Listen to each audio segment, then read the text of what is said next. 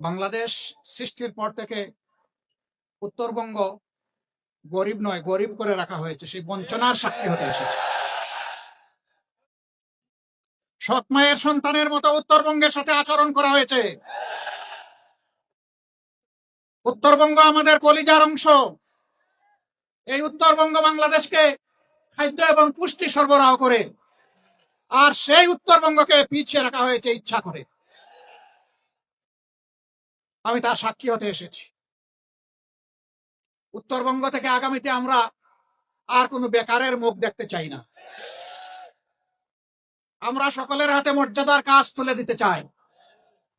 আমাদের প্রত্যেকটা যুবক যুবতী, প্রত্যেকটা নাগরিককে আমরা দেশ গড়ার কারিগর হিসাবে তৈরি করতে চাই।